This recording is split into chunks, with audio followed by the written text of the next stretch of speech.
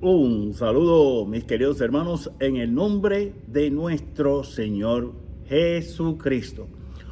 Hoy, sábado 24 de junio, la iglesia está celebrando la Natividad de Juan el Bautista. Según el mismo Cristo, el hombre más grande y por ende uno de los hombres más santos que ha dado la creación. Bien, quiero aprovechar este momento. También hoy es un día muy especial. Mi hermana, mi comadre Beatriz Cáliz, comay Betty, felicidades en tu cumpleaños. Que Dios te bendiga, mi amor. Que Dios te llene de muchos dones, gracias y beneficios. ¿Ok? Así que, mi amor, I love you. Pues, entonces, hoy vamos a la reflexión semanal. Y voy a estar leyendo del libro de los Hechos de los Apóstoles, capítulo 13, versículos 22 al 26. El autor bíblico nos dice de la siguiente forma: en aquellos días, Pablo les dijo a los judíos: hermanos, Dios les dio a nuestros padres como rey a David, de quien hizo esta alabanza. He hallado a David, hijo de Jesé, hombre según mi corazón, quien realizará todos mis designios. Del linaje de David, conforme a la promesa, Dios hizo nacer para Israel un Salvador, Jesús. Juan preparó su venida, predicando a todo el pueblo de Israel un bautismo de penitencia hacia el final de su vida. Juan decía: no soy el que ustedes piensan. Después de mí viene uno quien no merezco desatarle las sandalias. Hermanos míos, descendientes de Abraham, y cuantos temen a Dios, este mensaje de salvación les ha sido enviado a ustedes. Palabra de Dios, te alabamos, Señor. Pues bien, mis queridos hermanos, hoy vamos aquí a tratar de acelerar un poquito. Ok, better, much better, mucho mejor. Bien, San Pablo, ¿verdad? Aquí básicamente está iniciando su ministerio apostólico. Y ese ministerio apostólico de Pablo, pues claro está, una de las facetas más importantes era y fue anunciar el mensaje de salvación. Pablo inicia recordándole a sus hermanos judíos, ¿verdad?, a quien Dios por primera vez les prometió la salvación, recordándole que Dios puso a David como su rey, como rey de Israel y como su caudillo, como su hombre, ¿verdad?, para realizar los designios de Dios. Y de ahí es que tenemos que aún después de David haber muerto, y básicamente 14 generaciones después de David, nace el Mesías, Jesús. De hecho, el nombre Jesús significa Dios salva. Eso es lo que significa el nombre Jesús, Dios salva. Y entonces Jesús, nosotros los cristianos, los católicos y nuestros hermanos separados, sabemos que Jesús es nuestro Salvador. Pero, cuidado, Jesús es mi Salvador, pero yo no me puedo dormir en las pajas. Jesús es mi Salvador, pero yo tengo que trabajar por la salvación mía y por la salvación de mi familia. Por lo tanto, este mensaje conlleva, por así decirlo, un compromiso. Este mensaje, toda la palabra de Dios conlleva un compromiso, hermanos. Siempre, siempre, toda la palabra de Dios conlleva un compromiso. Pero esto más que nada. Y eso es lo que está tratando aquí de Pablo hacerle ver a sus hermanos de raza judía, ¿verdad? Que, ¿verdad?, del linaje de David, conforme a la promesa, conforme a la misma promesa de Dios, hizo nacer para Israel y para el mundo un Salvador, a Jesús, el hijo de José y de María. Hace un rato estaba hablando yo con unos hermanos aquí, aquí en la iglesia de San José, hablando de que y con otras hermanas probablemente también, la adopción en el judaísmo tenía un valor y tiene todavía un valor legal tan grande como lo es el tener un hijo natural. Sí, siempre fue y ha sido así.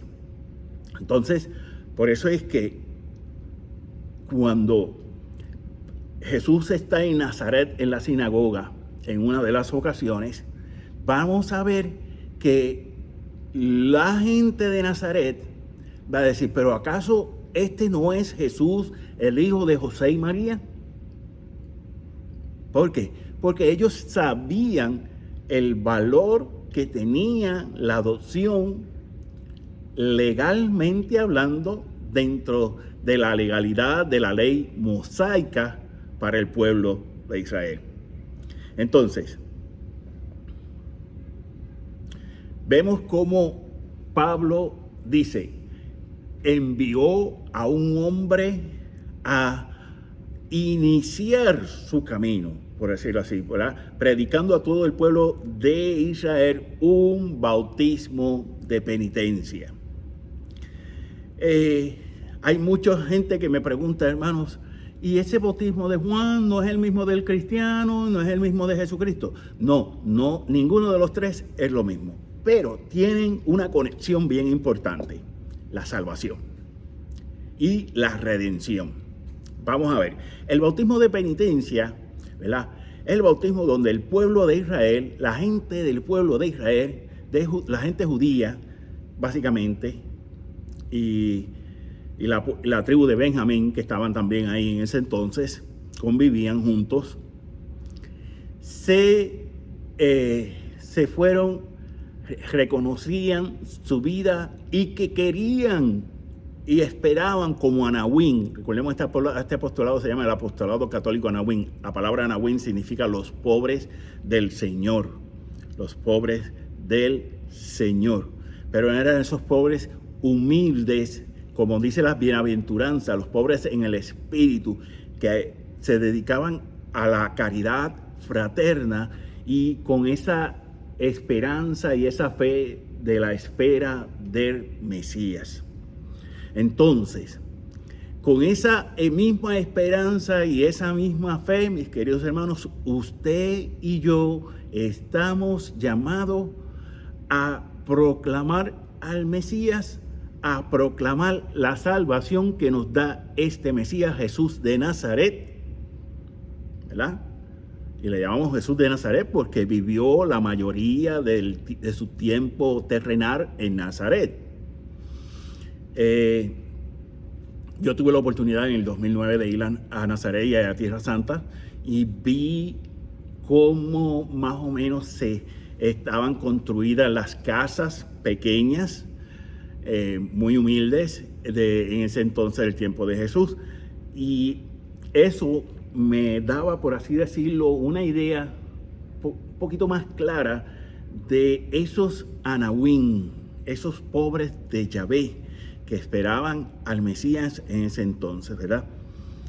Y decía, yo no soy de Juan, y Pablo les recuerda a los judíos que Juan decía, yo no soy el que ustedes piensan, yo no soy el Salvador, yo no soy el Mesías, yo no soy el Cristo, sino que el que viene después de mí, yo no merezco ni desatarle las sandalias.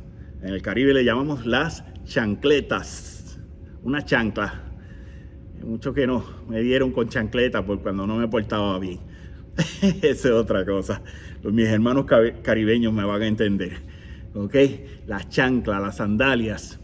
No merezco desatarle ni atarle las sandalias.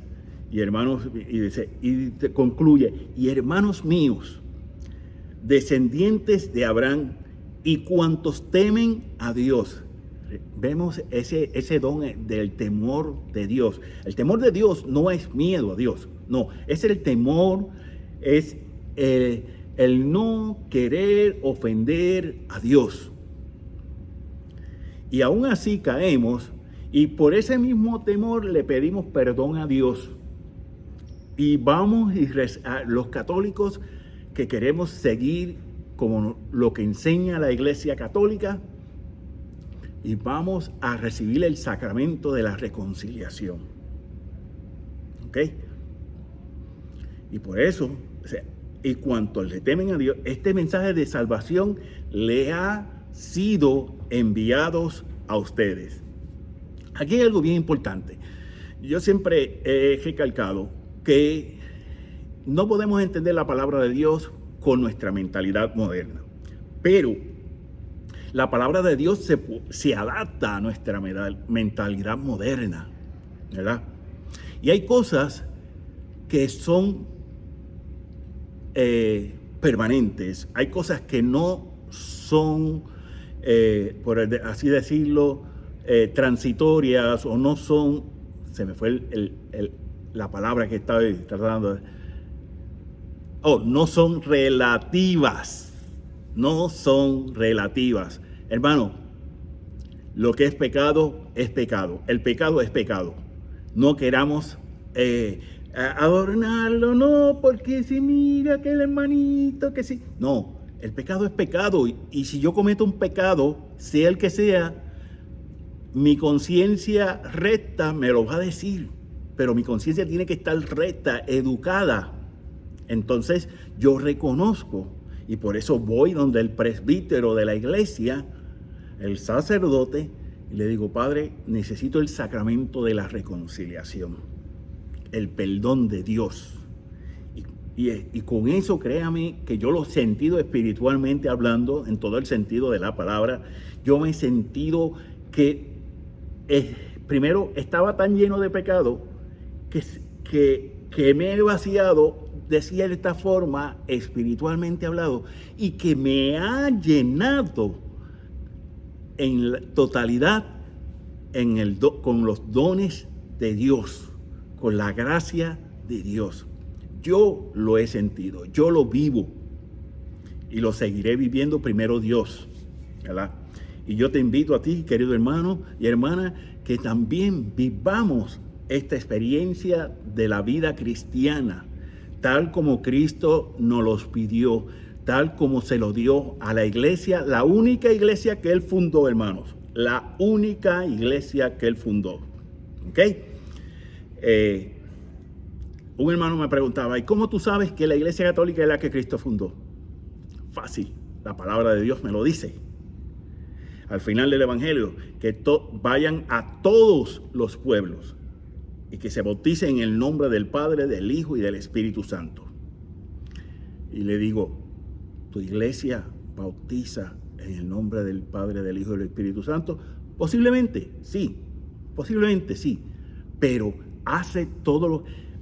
pide y realiza todo lo que la iglesia ha estado realizando. La iglesia católica desde el tiempo de los apóstoles, no, vamos a ver que no lo hace todo, solamente la iglesia católica.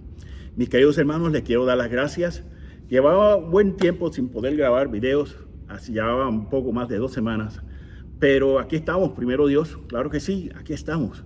Así que le pido que oren por cada uno de nosotros en este apostolado católico Anahuín y que pues siempre si tienen alguna duda, pregunta, nos pueden consultar y le trataremos de ayudar lo mejor posible, y sus intenciones de oración también, que mediante el rezo de la liturgia de las horas y el Santo Rosario, primero Dios, siempre ponemos sus intenciones ahí ante el Señor y la Virgen María, para que intercedan junto con los santos ante el Señor, como dice el libro del Apocalipsis, que los santos, que se recogieran las plegarias de los santos. Ahí nos dice que las plegarias de los santos se recogían. ¡Wow! Cuando nos dedicamos a estudiar la palabra de Dios, vamos a descubrir la verdadera iglesia, la única iglesia que Cristo fundó, Iglesia Católica.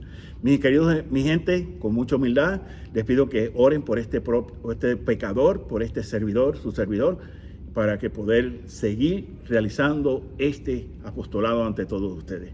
Muchas gracias, cuídense y nos despedimos como siempre con la bendición del Padre, del Hijo y del Espíritu Santo. Amén, amén, amén.